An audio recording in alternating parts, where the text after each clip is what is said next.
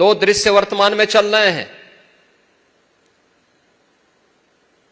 भारत के अंदर राज्यसभा में राज्यसभा के सभापति महामहिम उपराष्ट्रपति हुआ करते हैं।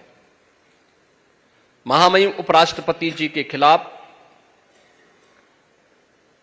कांग्रेस के नेतृत्व में विपक्ष ने एक नोटिस दी है।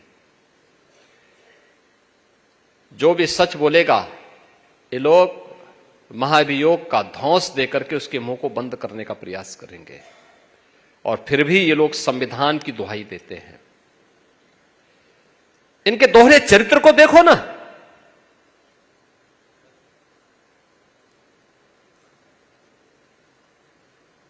इलाहाबाद उच्च न्यायालय के एक माननीय न्यायमूर्ति ने एक बात कही। उन्होंने कहा समान नागरिक संहिता तो होनी चाहिए, और दुनिया के अंदर तो बहुसंख्यक समाज की भावनाओं का सम्मान हर हाल में होती है। अगर दुनिया में होती है तो भारत में अगर बहुसंख्यक समाज के हितों की चर्चा कोई कर ले, उस सच्चाई को कोई बोलता है, कौन सा अपराध हो गया? आपने देखा होगा इन लोगों ने राज्यसभा में माननीय न्यायमूर्ति के खिलाफ भी महाभियोग की नोटिस दी है। ये है, और ये अपने को लोकतांत्रिक कहते हैं, ये अपने को लोकतंत्रवादी कहते हैं। संविधान की पुस्तक साथ में लेकर के चलते हैं। तनिक भी शर्म नहीं है इन लोगों को। ये संविधान का गला घोंटने वाले लोग हैं। यानी समान नागरिक कानून देश के अंदर नहीं होना चाहिए क्या?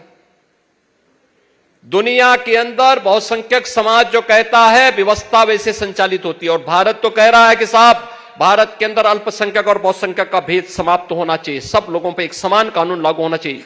उल्टा हो रहा है।